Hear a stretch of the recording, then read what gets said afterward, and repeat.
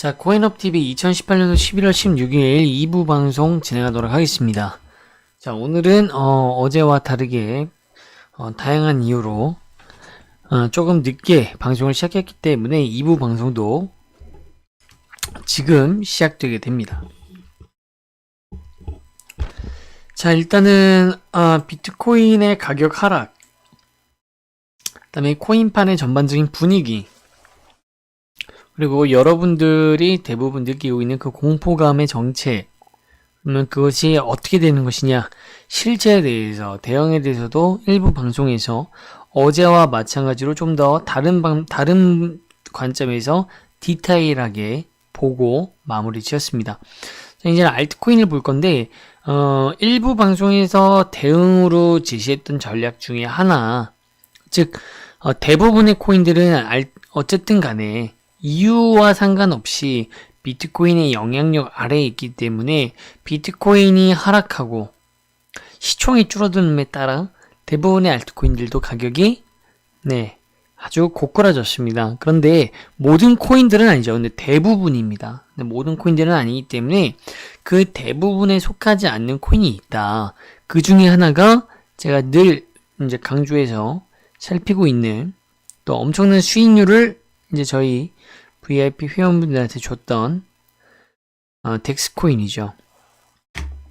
자, 덱스코인의 지금 차트를 여러분들이 보고 계시는데,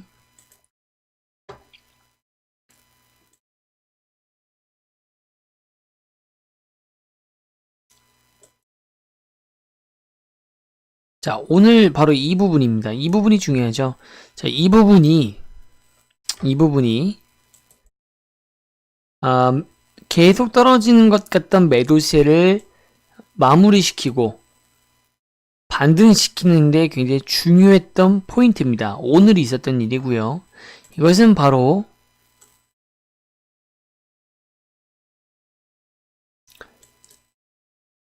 바이백이 예정돼 있었고 그 바이백이 호재로서 오늘 적용이 됐기 때문입니다.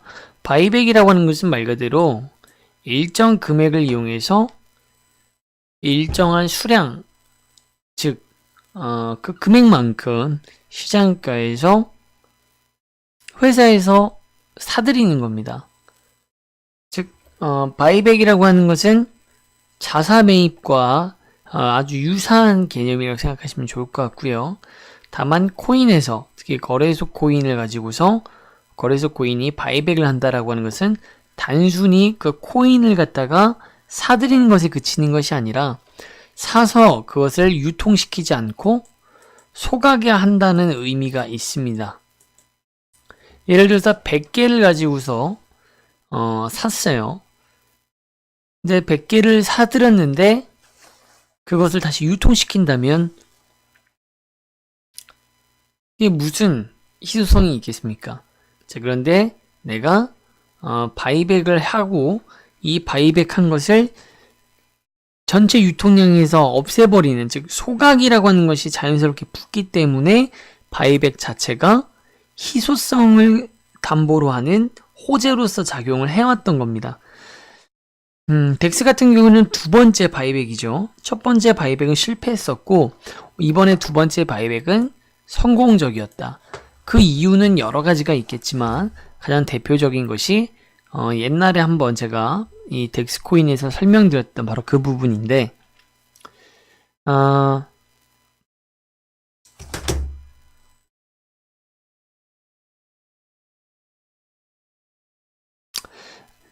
바이백을 언제 할지, 금액은 어떤지 이번에 이것을 공시하지 않았어요. 다만 그냥 뭉뚱그려서 14일 수요일부터 다음 주 수요일 사이에 21일 사이에 할 거야. 이거 자체가 지난번에 뼈아픈 실책을 반영한 것입니다. 코인빗에서. 이걸 통해서 가격의 방어를 갖다가 언제 바이백을 할지 모르니까 사람들이 조금 덜 던지겠죠. 근데 그것이 오늘 너무 티가 많이 났습니다. 그래서 제가 바이백이 오늘 할 수도 있고 내일 할 수도 있고 다음 주 할 수도 있는데 굳이 VIP 회원들한테는 오늘 바이백을 할 것이다 라고 제가 확실하게 분석을 해서 예측을 미리 했고요. 오후 1시에 예측을 했는데 오늘 한 5시쯤이었을까요? 그때 바이백이 시작이 됐습니다. 실제로. 그래서 400원 후반대, 뭐 470원대 정도, 400 후반대에서 600원까지 시장가로 들어올리면서 단기적인 상승분이 수익으로 연결될 수 있는 구간이 나왔었죠. 하지만 바이백이라고 하는 것을 노린 또 일반 채굴자, 투자자 세력들이 자기들의 물량을 대신 이제 팔리게끔 하기 위해서 매도벽을 엄청 쌓아올리면서 결국 600원까지 올라갔다가 다시 도로 아미탑을 다시 도로 가라앉게 되는 것이죠. 그것이 첫 번째 캔들입니다. 첫 번째 위에서부터 실만 남고 몸뚱아리는 아래에 박혀있는 형태의 캔들이 뜬 것이 첫 번째였고요. 두 번째 같은 경우에는 어느 정도 바이백 프로젝트가 좀 소강 상태에 접어들었을 때 다시 한번 군주 중심의 그러니까 소유자죠. 중심에 소유권을 이제 침해하지 않는 선에서 바이백을 하는 것이 이번엔 두 번째 건 좀 성공적이었다. 그래서 또다시 600원대까지 털치하고 지금 조정을 받고 있지만 이번에는 굉장히 그래도 가격적으로 올렸을 뿐만 아니라 두 번 연속 600원을 터치하고 한 이후에는 매수세가 지금 붙어서 어떠한 시간 기준의 차트를 보더라도 곧 매수세 중심으로 밀어올리게 되는 그림들이 나와지고 있다. 다만 이제 이 방송이 끝나면 또 11시부터 시작해서 새벽 2시까지 채굴 물량이 떨어지는 시점이죠. 그에 따라서 어느 정도의 가격이 조금 조정이 받을 수는 있기 때문에 굳이 지금 단타 매수자를 살펴볼 필요는 전혀 없겠죠. 그걸 통해서 2시 이후에 2시부터 아침 6시 전 4시간 사이에 추이를 보면서 단타 진입할 포지션을 가져갈 수 있겠습니다. 그리고 제가 지금 분석 중인 정보 소스에 의하면 지금 이제 오피셜 공지가 덱스코인이 다음 주에 또 중국 대형 거래소에 이제 상장된다고 공시가 되어 있죠. 그 대형 거래소가 어디냐? 물론 어디냐에 따라서 천차만별인 반응이 나오겠지만 OKEX로 지금 저는 파악을 하고 있고 OKEX 정도면 호재, 최소한 악재는 아니다. OKEX라고 해서 아까도 말했지만 악재가 아닌 것이다 이렇게 받아들여지면 가격이 막 올라가는 데는 한계가 있을 것이고요. 여기에 덧붙여서 추가 어떤 이벤트 공지가 나온다거나 아니면 그냥 딱 요 정도 선에서 뭔가 특별한 어떤 또 이슈가 뭐 중첩되지는 않고 그냥 자연스럽게 계단식으로 상승을 이렇게 밀어올리면서 가격을 600원을 돌파하고 700원을 향해 나가는 모습을 보여주면서 개미들에게 투자 대상으로서의 수익성을 보여준다거나 하는 차체를 가질 것으로 보인다라고 합니다. 덱스코인. 자, 그래서 12월 달에 11월이 또 얼마 안 남았는데 12월 달에 지금도 세계적으로 유명한 거래소 두 곳을 상장시켰는데 12월 달 기준으로 또 우리가 누구나 다 알만한 거래소가 지금 언급이 되고 있는데 사실 유무는 오피셜로 공시되지 않았습니다. 비공식적으로는 언급이 되고 있고 바로 업비트의 서버로 업비트의 어떤 실질적인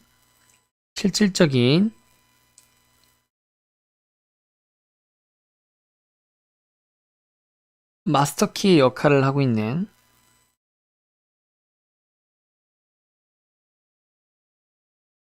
부분이죠.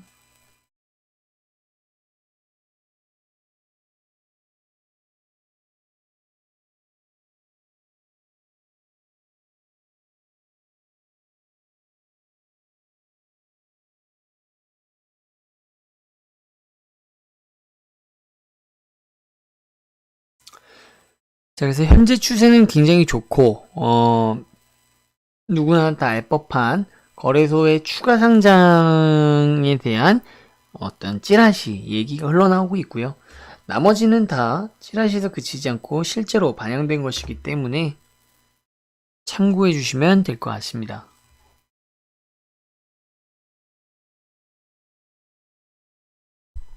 캐셔리스트 캡 같은 경우에는 덱스코인보다 좀 못한 움직임을 보이고 있습니다. 그만큼 덱스코인이 더 대단하다라는 것이죠.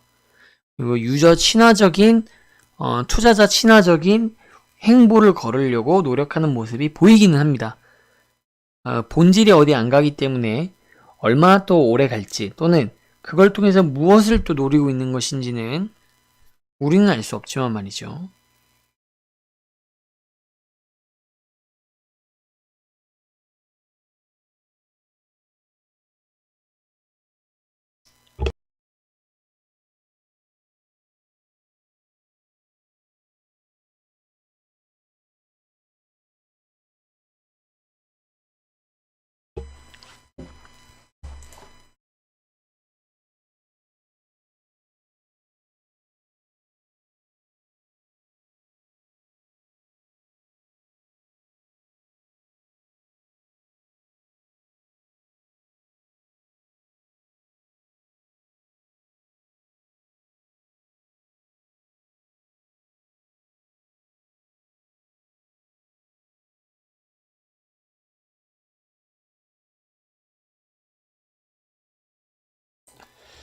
자, 지금 캡코인 같은 경우에는 그에 미치지 못하고 있지만 차트로 봤을 때는 이제 삼각 수렴이 원만하게 이루어지고 있습니다. 지금 현재 시세는 1.02원.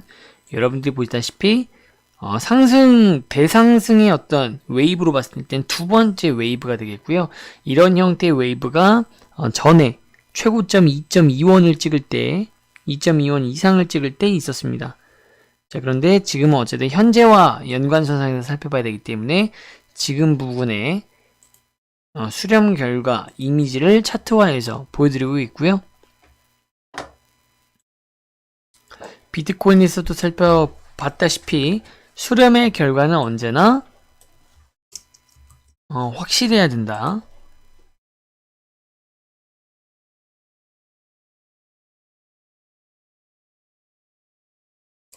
그러면 삼각 수렴의 결과는 극단적인 상방과 하방이 또 존재할 수밖에 없죠. 저번에는 어떻게 갈 것이냐 여기에 대해서 당연히 상방 얘기를 했었는데 이번에는 하방에 대한 가능성도 열려는 있지만 이것도 역시 결국은 상방. 그 이유는 11월 말에 11월 말을 향하는 그 다음 주와 다다음 주가 이 캐셔리스트 캡코인의 역량을 확인하는데 굉장히 중요한 기간입니다. 10월 달에 못했던 또는 하기로 했던 호재들이 22일 날 굵직굵직하게 연결되어 있고요. 특히 10월 22일부터 뭐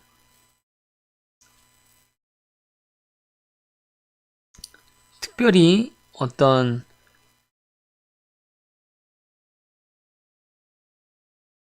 투자하는 것들이 좀 많이 줄어들었다고 하죠.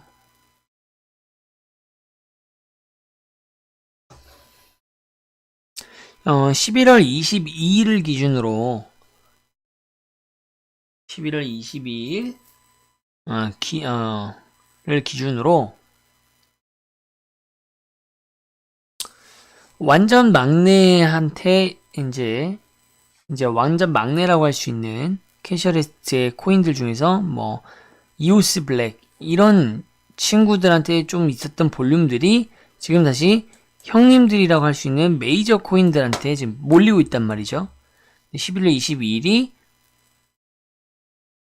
엘뱅크 교차 상장권이 예정되어 있는 날이고 이미 비트코인과는 쌍방 교환하기로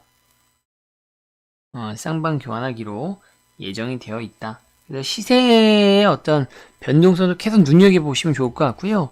1.2원을 일단 돌파하느냐가 제일 중요하다. 1.5원보다는 1.2원을 넘으시느냐가 그에게 승리를 할 수 있느냐, 없느냐. 그게 이제 가장 관건이 되는 포인트가 될 겁니다.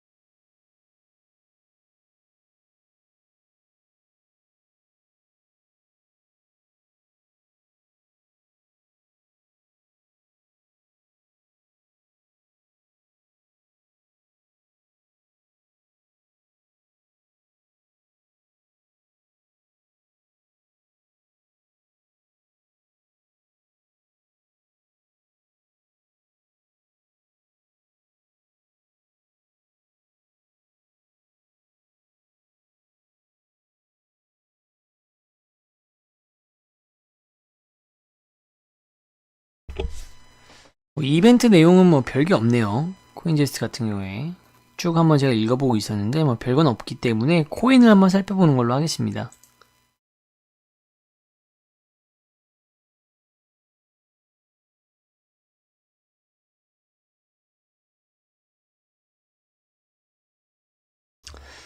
며칠 전에 제가 이제 거래소들을 이제 비교 분석하면서 코인제스트의 코인들도 제가 말씀을 드렸었죠. 페트론 기억나시나요? 자, 페트론도 제가 살만하다라고 언급을 드렸죠. 코인네스트의 넥시 같은 경우에는 뭐 덱스랑 뭐 비교들을 많이 하시는데 뭐 다양한 면에서 사실 비교할 것은 아니고 넥시를이라는 코인을 산 사람들이 분위기를 조성하기 위해서 덱스를 라이벌 구도로 끌고 가는 것이 아닌가라는 생각이 듭니다. 실제로 넥시는 많이 가라앉았고, 자, 페트론이라고 하는 코인이 여러분들이 좀 주목을 하셔야 돼요. 페트론. 자, 이 페트론. 이 페트론이라는 코인이 제가 어제 짚어드렸었죠. 어제 짚어드리고 나서 11월 15일 9시입니다. 21원 이전이에요. 근데 오늘 최고 28.90 그리고 현재 24.39로 누적 수익률 발생하였고요. VIP 분들 같은 경우에는 1차 목표 매도가에 달성하는 모습을 보여주었다. 그 외에도 지금 빨간불 들어오신 거 보시면 스타코인, 코스모코인, 코스코인까지 그리고 여기 또 림포, 오미세고 등 이렇게 장세가 안 좋음에도 불구하고 분명히 누군가는 수익을 볼 수 있는 타겟이 되고 있다는 겁니다. 이런 것들을 전략적으로 사용하기 위해서 제가 언급해드린 게 사토시 마켓에서 찾아라. 그리고 게셔레스트 캡. 그리고 코인제스트에서 페트론을 언급드렸었죠.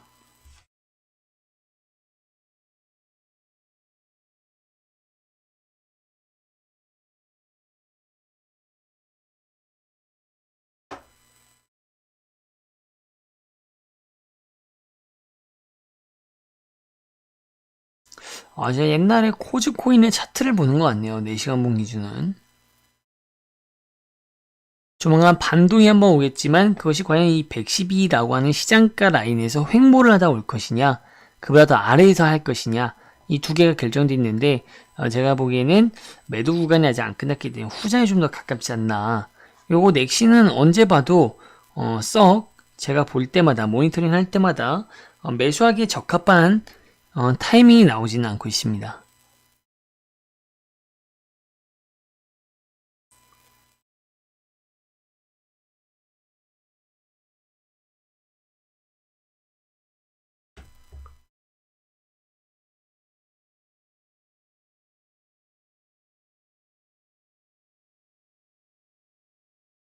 자, 마지막으로 업비트의 거래소 현황, 시세 현황을 살펴보도록 할게요.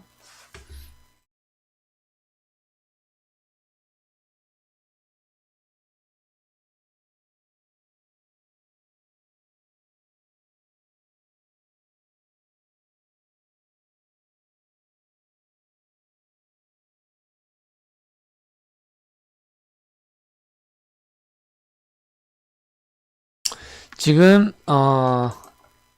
사이트 접속이 좀 과부하가 걸린 것 같아요.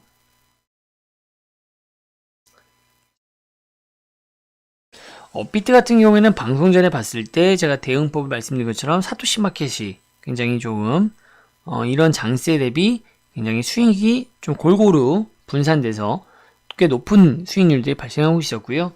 원화마켓은 역시 아직은 매수 대기, 데드캣이 발생한 지도 얼마 안 됐고 그다음에 이 가격 자체, 비트코인이 중심이 되는 세상에서 비트코인의 가격이 신저점을 형성한 것 자체가 매수자들에게, 매수 예약 대기자들에게 큰 부담이 될 겁니다.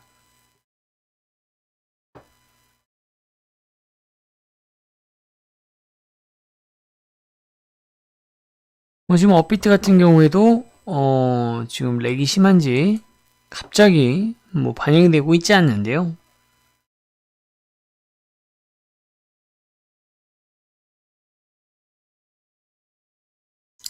어쨌든 오늘의 핵심은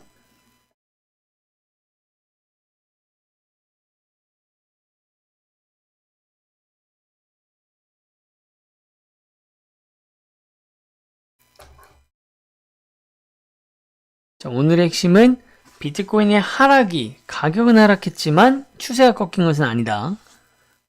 그렇지만 매수를 하는 것은 현재의 부정적인 인식, 그리고 가격의 엄청 하락에 따라서 매도 구간이 끝난다 하더라도 데드캣으로 이어진다 했고, 데드캣으로 이어졌고, 따라서 당분간은 제가 신호를 드릴 때까지는 원화 알트코인들을 매수하는 것은 좀 자제할 필요가 있다. 그리고 아까 일부에서 잠깐 말씀드렸는데, 이번 비트코인과 알트코인들의 가격 하락에 영향을 준 비트코인 캐시 같은 경우에 현재 업비트 기준으로 40만원대가 깨졌습니다. 작년에 제가 7배의 수익을 발생시켰던 리딩의 대상이었던 비트코인 캐시의 매수가가 38만원이었습니다. 현재 1년 만에 1년 넘은 시점에 39만 5천원이라는 거 하는 것은 엄청난 충격인 것이죠. 가격이 엄청나게 떨어졌다. 그래서 이제 직접적으로 이제 객체 대상으로서 선물 시장에 또 비트코인 캐시가 비트코인만 상장된 것은 아니거든요.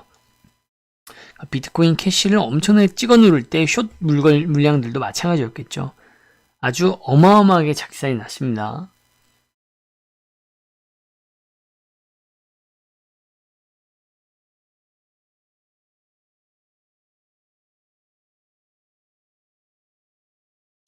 전체적으로 코인들의 상황이 좋지 않은 가운데 리플과 스텔라 같은 경우에는 지난번 방송과 마찬가지로 이런 것들을 오히려 기회로 생각하고 매수 여부를 항상 집중할 수 있도록, 언제든지 할 수 있도록 집중해 주시는 게 좋아 보인다라고 말씀드렸습니다.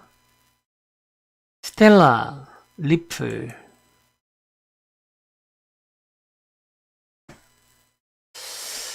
좋습니다. 자, 그래서 일단 오늘 이렇게 1부, 2부 방송 마무리하도록 하겠고요. 여러분들이 장세 그리고 가격의 하락에 대해서 너무 두려워할 필요 없다라는 말씀을 1부에서 정말 자세하게 짚어드렸고, 2부 방송에서는 이제 덱스코인, 캡코인 늘 말씀드리고 있는 현재 이슈되고 있는 코인이고, 새로운 거래소의 이슈 코인으로서 코인제스트 주목하셔라. 그리고 직접 얼마 전에 짚어드렸던 페트론이 또 수익이 18% 이상 또 낮다라는 또 내용이 있었습니다. 그러면 앞으로도 어떻게 대응을 해가야 되느냐? 비트코인 같은 경우에는 바로 살아나기에는 지금 현재 가격, 망해버린 가격, 지금 굉장히 낮아진 가격이 상징하는 바가 큽니다.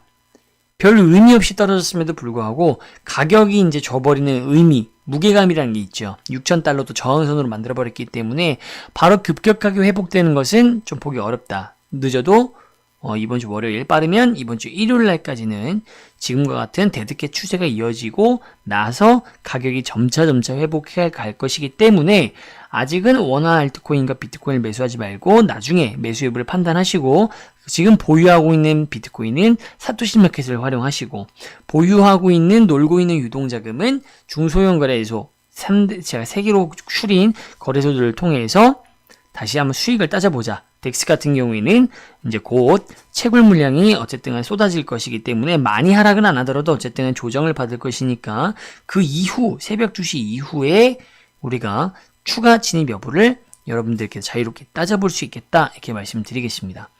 자, 주말들 잘 보내시고 저는 다음 주에 다시 좋은 내용과 좋은 추세 분석으로 여러분들한테 늦지 않게 인사드리도록 하겠습니다. 고생하셨습니다.